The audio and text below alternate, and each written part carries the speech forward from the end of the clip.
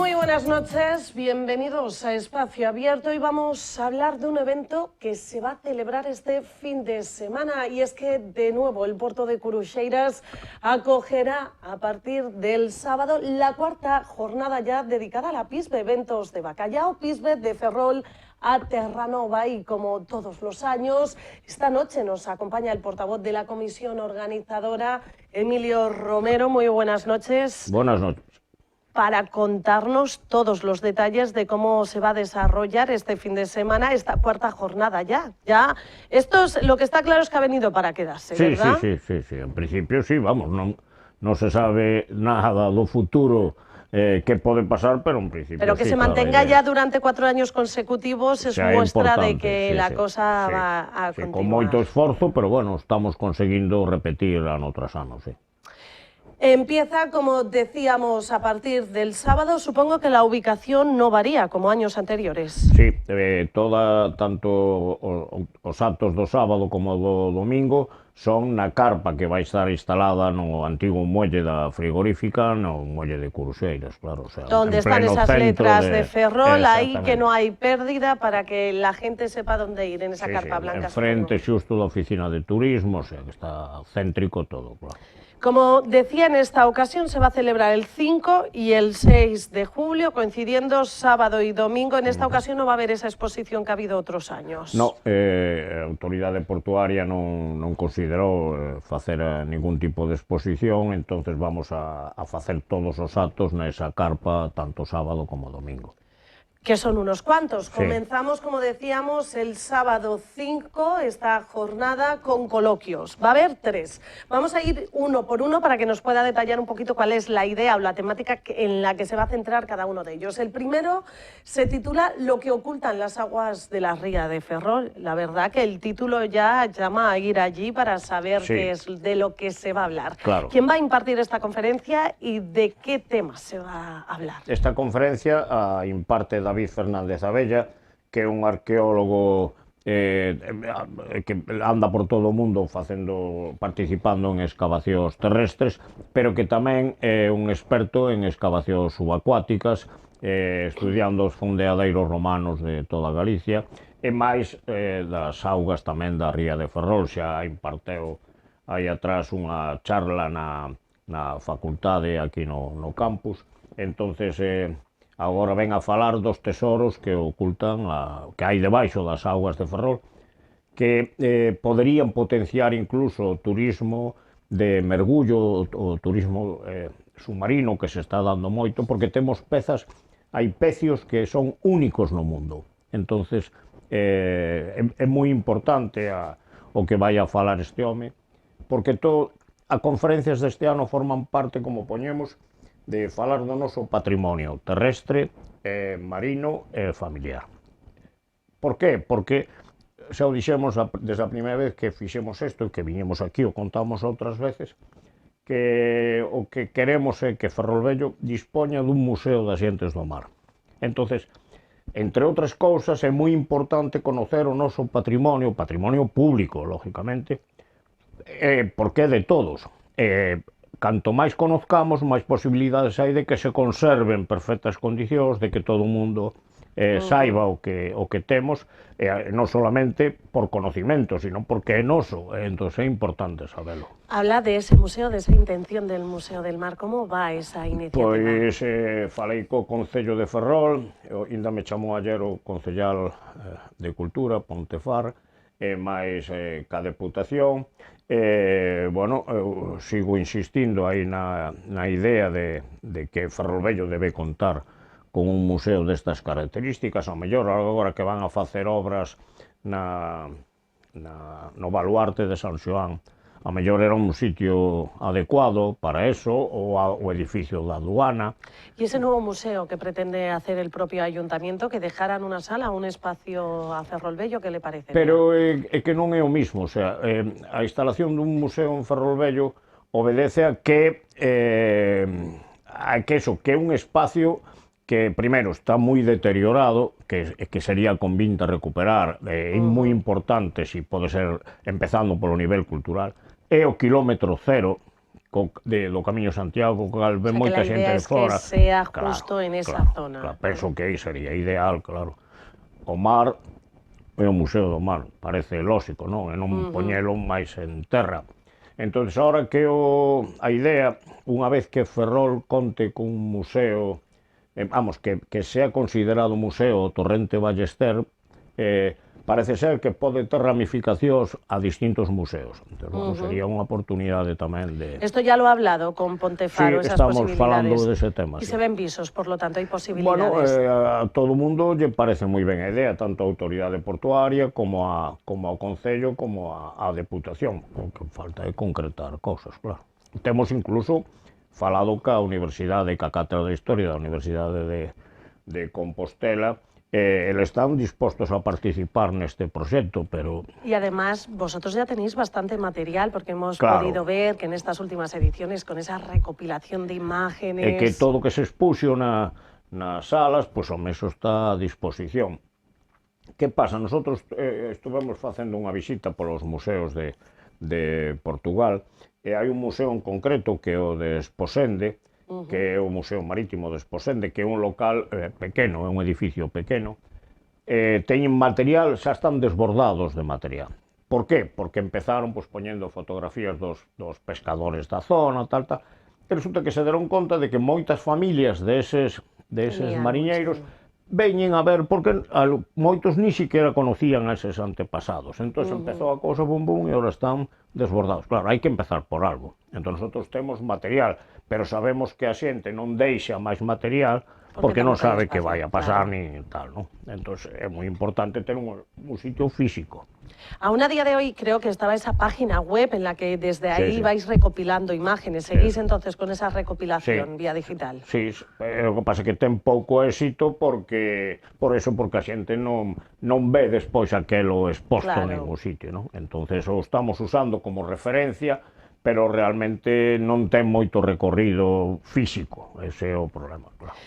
Vamos a seguir de nuevo, vamos a hablar del sábado 5, hablábamos de esta primera conferencia, coloquio. ¿A qué hora va a comenzar esto? A 6 da tarde. A las 6 de la tarde, la idea de que cuánto se prevé que dure cada uno de estos coloquios. As conferencias temos previstas uns 20 minutos, cada conferencia van a proxectar tamén imágenes e tal. Con opción a preguntas de aquellas personas que estén interesadas. Por eso queremos que máis ou menos unha hora de charlas e despois, claro, que se abra un coloquio.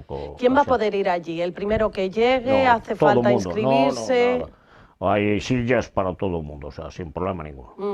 A partir de las 6 esta primera conferencia para después hablar del espacio portuario de Ferrol desde la perspectiva del patrimonio cultural. Eso vai dar Susana Menéndez, que é historiadora e a responsable do arquivo do rexistro da autoridade portuaria, e a comisaria de todas as exposicións que houve no Porto, unha muller experta en patrimonio e que nos vai a enseñar o que hai, o que debía haber e se perdeu, en fin, vamos a falar do que é noso, do noso patrimonio público, non? En este caso ya no solo acuático, sino de todo, terrestre, en esta ocasión terrestre. Y posteriormente, como no podía ser, el bacallao tenía que aparecer, familias del bacallao. Claro, porque este forma parte do patrimonio familiar, porque Manuel Bouza colabora con nós no tema das exposicións, trouxe o material, porque o pai anduvo nos bacalladeiros, este home é profesor de educación física no Colexio Ludi, pero ao mesmo tempo é investigador etnográfico, ten incluso premio do Concello de Pontedeume polo seu traballo etnográfico, e agora está preparando un libro sobre o tema do bacallao, co cal a súa perspectiva para o que é o patrimonio familiar de todos os que tuvemos familiares embarcados ou tuvemos algunha relación co bacallao, é moi importante saber tamén que pasaba cas familias cando se iban os familiares, esas cousas. Tras estos coloquios, conferencias, como toda fiesta que se precia aquí en Galicia, tiene su parte culinaria. Va a llegar ese taller culinario descubriendo el libro de recetas de Pisbe. O sea, entiendo que exactamente de esas recetas de ese libro, pues es lo que se podrá probar en ese, o hacer en ese taller? Van falar de eso, de ese libro, porque o libro é moi importante, que unha empresa edite un libro de recetas sobre o seu produto, un montón de recetas, pois eso non é habitual, é un caso casi único, non?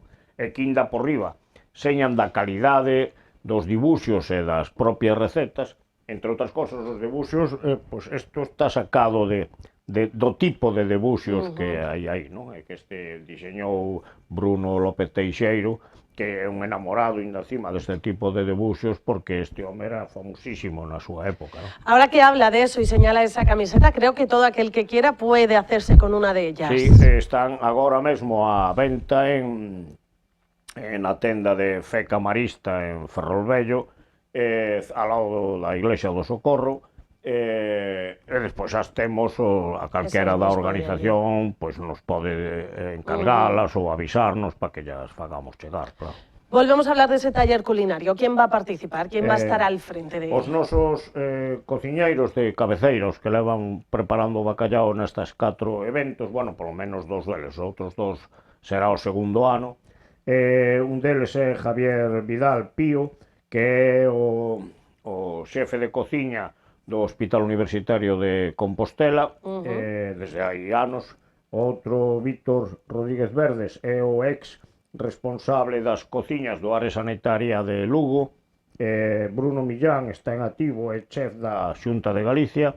Vicente Cid é un cociñeiro aficionado e aparte mariño mercante, co cal coñece o mundo este perfectamente. Sí, ele van colaborando con nos moitos anos. Entón van a preparar un dos produtos que van a facer, que é a fideuá con bacallao e choco. O choco vai ser un choco da ría, o sea, quen vai a aportar os chocos, bueno, ahora son medios IVAs, os vai aportar a Cofradía de Pescadores, que tamén colaboran neste evento, ¿no? Hablando de colaboraciones, este año, ¿con qué colaboración contáis? Contamos ca Autoridade Portuaria, que é imprescindible, sin eso sería imposible. Contamos co Concello, unha pequena aportación do Concello de Ferrol, contamos ca Cofradía de Pescadores, como unha prolongación da Cofradía de Pescadores, pois ca Deputación de Coruña, que colaboran tamén conxuntamente co tema. No me quiero ir del tema, que esto es muy importante. Me estaba comentando qué es lo que se va a cocinar. Claro. Decíais a fideuá. A fideuá de bacallao e choco da ría, depois un bacallao con vinagreta de froitos vermellos e uns pementos recheos de bacallao. Estes son 3 tapas diferentes que, vamos, a xente pode comprar as 3 ou unha ou 2, bueno, eso a gusto do consumidor. Primero se va a enseñar cómo se hace, claro, y después la gente que quiera puede hacerse con una de esas para degustarlo. Que van a estar a un precio de 2 euros cada unha, o sea que é un módico precio, como digo eu, válido incluso para os que non chegan nin ao salario mínimo interprofesional, non? Estamos tratando de poñer os precios máis populares posibles, porque o bacallao non é precisamente un produto barato, pero estamos poñendo ao límite de todo, non? Como decimos sempre, unhas boas tapas está ben maridalas con uns bons viños, que son os que estes últimos anos colabora con nós viños J.M. Piñón.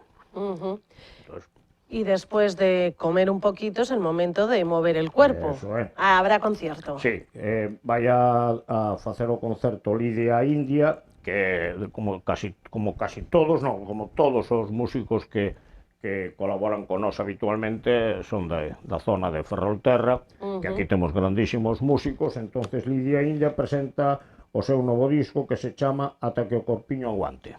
¿A partir de qué hora comentará? A partir das 9. A idea é acabar, o sea, que sea tranquilo, o de tomar os pinchos e maridar e tal, e despois unha música para acabar sobre as 11 da noite e ter todo. Más o menos. Sí, isto non é un evento hasta altas horas, sino que é un evento para disfrutar, sobre todo, para da comida. Para disfrutar, descansar y poder continuar la fiesta el domingo, porque a partir del mediodía sigue, en este caso, comenzará la música. Sí, temos unha ruada polo barrio co grupo de gaitas para ir despertando o ánimo e que a xente se anime a baixar pa sesión vermú e a prepararse para o xantar popular, claro. Porque a la 1:30 comienza esa sesión vermú con as pías. Eso é, sí, o grupo de gaitas que vai a facer a ruada é Xoldaina e a sesión vermú é o grupo As Pías, que bueno, van a presentarse en sociedade en Ferrolvello, a verdade que son uns músicos que van a sonar moi ben, moi agradable.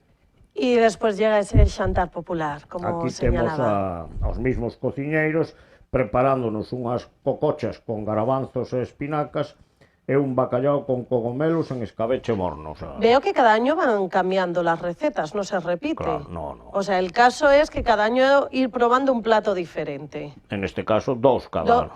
Exacto, sí, Que, o sí. sea, como o menú se compón dos platos. Se compone de los dos. Claro. Volvemos a hablar de precios A populares. 15 euros. Igual que o ano pasado, o sea, ni subimos precios ni nada, a pesar de que o bacallao é máis caro, todo eso, ni siquiera subimos precios. Entón, as dúas racións, tanto de cocochas como tal, xuntas 15 euros.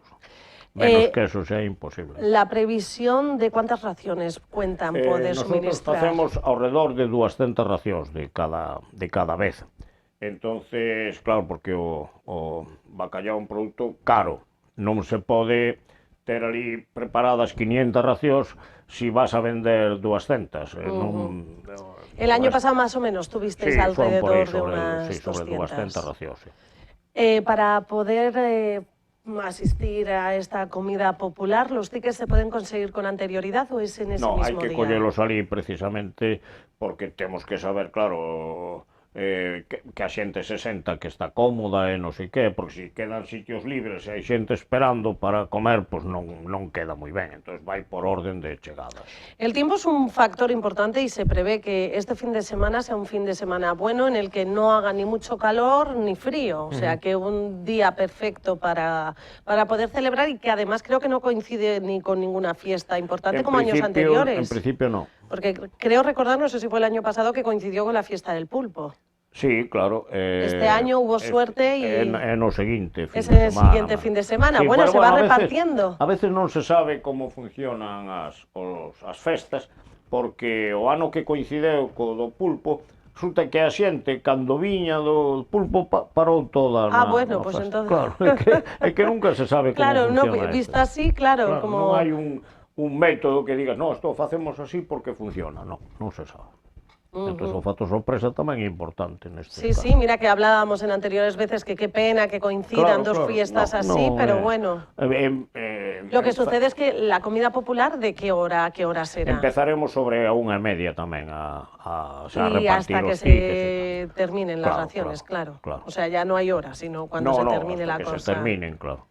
Sí, porque xa digo, este é un produto que non pode estar ali, hai todo mellor, según se están preparando xa servilas e tal, porque cando está rico todo, claro. Nosotros queremos dar calidade. Y después continúa la música. A las 5 de la tarde vuelve a haber un concierto. Temos ao St. James Dixie Band, que fan un jazz movido, que son os fenómenos como músicos, nos van a poñer unha tarde relativamente suave, porque encima de comer a xente ainda está charlando e sin levantarse. Está con la sobremesa. Claro, entonces esta xente fai unha música moi agradable e a continuación lle damos un pouco máis de movimento co grupo Vai Rañar a Meu, que ainda actuaron hai pouco en Narón, eso... Comenzará en este caso a las 7 de la tarde también, claro. O sea, se extiende ya... Eso vai ser o remate para mover un pouco máis o esqueleto e baixar o que se comeu, pero o sea, isto é unha festa tranquila, vamos. ¿Por qué no se pueden perder este fin de semana? El ir justamente a estas jornadas dedicadas a la PISBE. Bueno, nos, desde o primeiro momento, tiñamos moi claro que este evento tiña que ter, sobre todo, calidade. Se faz unha cousa cutre, penso que non vale a pena. Entón, nos, con ese criterio, levamos estas 4 edicións, penso que hai excelencia nas conferencias, excelencia na cociña e excelencia na música. Entón, bueno, unha oportunidade para conxugar estes tres elementos como esta, pues difícilmente se dan, ¿no? ¿Qué retos, objetivos se han propuesto desde la comisión organizadora en esta cuarta jornada? Os retos son sempre que acuda o máximo de xente posible que queira disfrutar das tres cousas nun ambiente tranquilo, nun ambiente sociable, porque o que intentamos é iso, que a sociedade disfrute desta homenaxe a este peixe que tanto supuxo e supón na cociña. En un lugar estratégico. Claro, o sitio é precioso, se o día está bon, pois máis bonito aínda, e depois as instalacións que temos que son moi boas para todo isto. Temos tamén desde o primer momento uns equipos de música do mellor que hai, porque se algo sona ben, non os tropés, a cociña, eso xa é un referente esta xente como cociñeiros, e as charlas van estar moi ben. Entón, coller cultura, comer, beber e bailar, eso está... Todo unido en el Porto de Curuxeiras. Non se suele dar, a máis, é un evento que non é habitual, eso. Emilio Romero, pues estaremos atentos de cómo se desarrolla esas dos jornadas. Gracias por venir y desarrollarnos todo el programa, y ustedes ya saben, no se pierdan este fin de semana. Muchas gracias. Pues gracias a vosotros, e ali esperamos a todo o mundo, claro. Pues ya saben, allí les esperan a todo el mundo, tanto el sábado como el domingo, con todas esas iniciativas que tienen preparadas desde la comisión organizadora. Nosotros nos despedimos ya. Antes, recordarles que pueden seguirnos a través de nuestra página web, en las redes sociales, en nuestro canal a la carta de YouTube o en la radio Metro FM, la 90.6. Que pasen una feliz noche.